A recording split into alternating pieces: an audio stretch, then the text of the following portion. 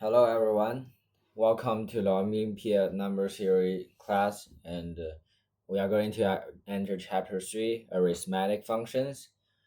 We are going to cover many functions like the number of divisors function, the sum of divisors function, Euler's total function, Morbius function, Dirichlet delta function, as well as Dirichlet's inverse. The issueless convolution, yeah. And we are going to start with the definition of arithmetic function.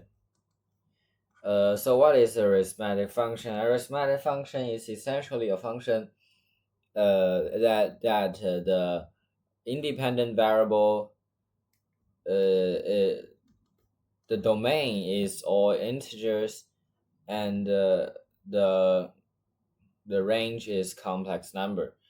The important point is the domain. Uh, because it is natural numbers, it's kind of like a good study object in number theory. So we study the arithmetic function because the input is a natural number. So yeah, that's the definition of arithmetic function, which kind of restrict the input, the independent variable. Then we also rigorously define what is multiplicative. Multiplicative is essentially for an arithmetic function when fmn is equal to fm times fn, which means we can expand the independent variable and separate them into two function, and multiplicative implies that this we can if we satisfy this equation, and given that m and n is co-prime, we can call this function multiplicative. And we have a further definition, which is completely multiplicative, which essentially is we we delete this constraint, which means for every given m and n, we can have for any m and n, we can have fmn equals fm times fn. Yeah. We also define something like additive, similarly, very similar. F m and m plus n is equal to, we can expand them and make them out, become two functions equals to fm plus fn. And at the same time, for generally for additive, given that these two numbers are co-prime, we also define completely multiplicative, complete additive, and it is essentially the same, and we are not going to talk about it. And now we enter the first function, which is the number of divisor function,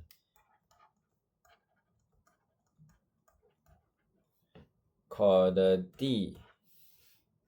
We denote it by d, and in this function, essentially we input a prime, for example 15, and we count the number of divisor. For example, the divisors of 15 are 1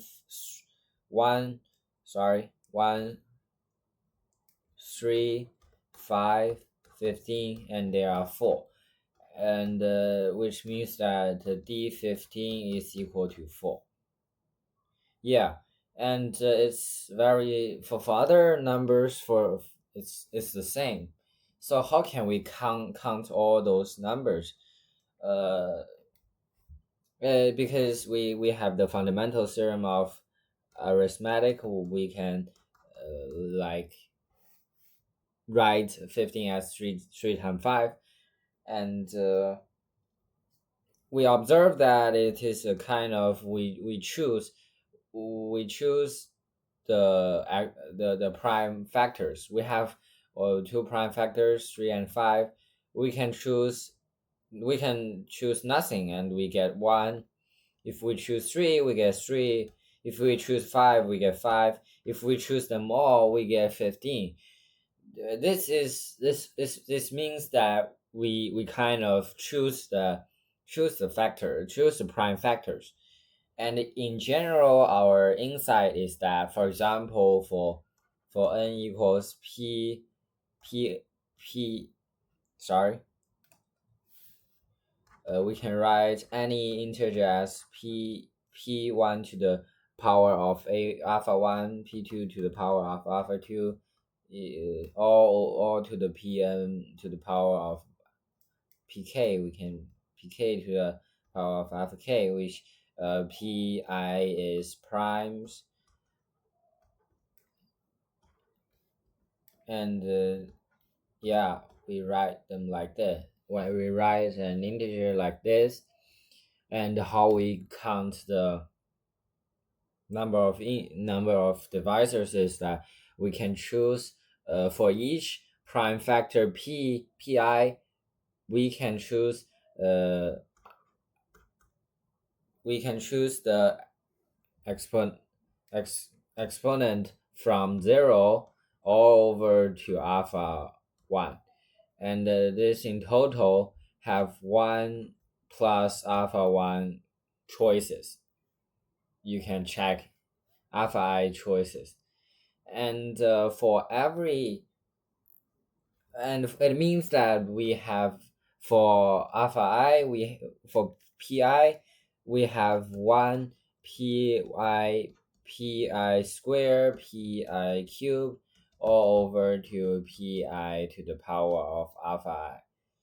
And yeah, that's what we say. There is 1 plus alpha I choices, and this is all the factors. If we only look independently at p1 pi to the alpha I, and if we choose them from all these uh prime factors, we use we in counting we use multiplicative principle, right? We multiply the number of choices together, and yeah, which means that the number of divisor should be the first p1 gives us 1 plus alpha 1 choices, and p2 gives us 1 plus alpha 2, and all over to alpha k, and which means that we can denote it as a kind of sorry, we can use this notation to write. Yeah, that's how we find the function of dn.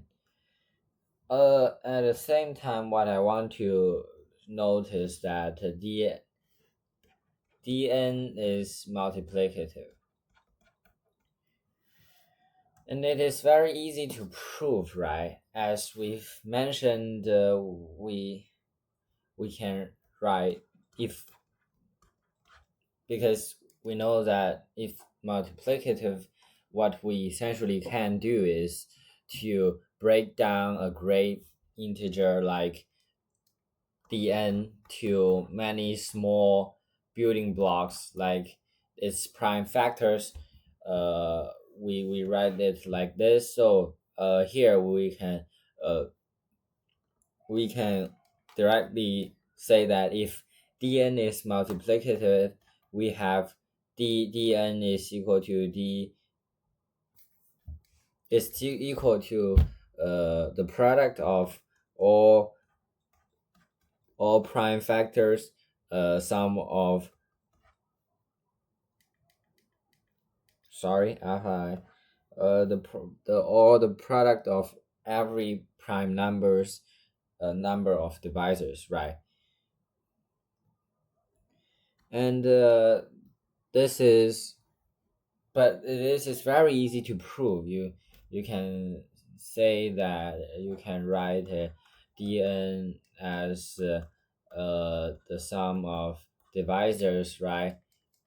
dn is, as we've proved, is 1 plus alpha 1, 1 plus alpha 2, over to 1 plus alpha k, and 1 plus alpha 1 equals dp p1 alpha 1, and every blanket is equal to a, a number of divisor function, and in all we can write the product like this, and we prove that dn number of divisor function is multiplicative.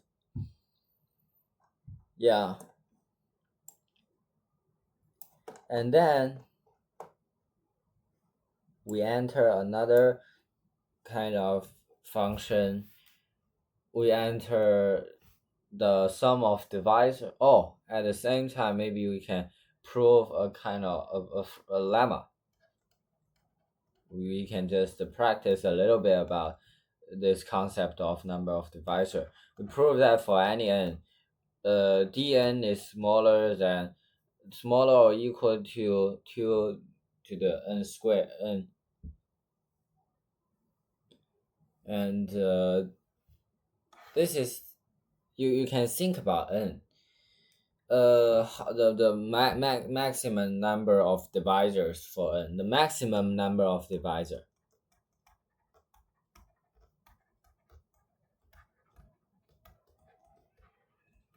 Uh, Here is the observation. We see the 2 here, which kind of we can group, if we can group the number of divisors 2 by 2, kind of is very helpful, right? And the thing is, we typically, for example, 15, we will write, for example, the divisors like this, and sometimes we see that we typically pair these two together and these two together because they time together and become the original number, right?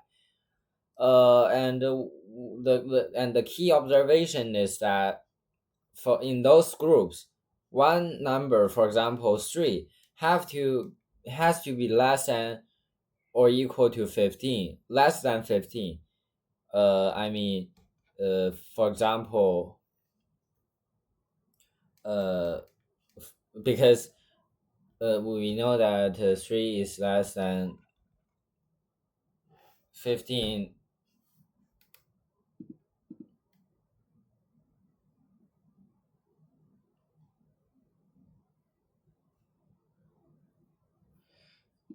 and at the same time 1 is also less than, and as a result, we typically we know that the for two numbers p and q, for example, if it's equals to n, one have to be less than,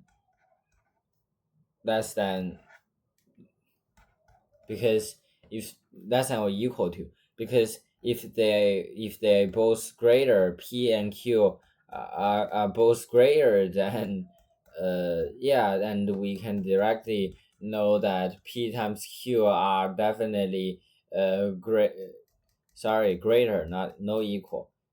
We can deduce that p times q is necessarily greater than n, which it contradicts with our condition. As a result, we know that in in the divisors, half of them should be at least less than, and as a result less than n, and as a result we know that it's pair. So the group there are less than n pairs. As a result, for each pair have it includes two distinct divisors, and we as a result we assert that the maximum number of divisors of n is smaller than, yeah, and we finished our proof.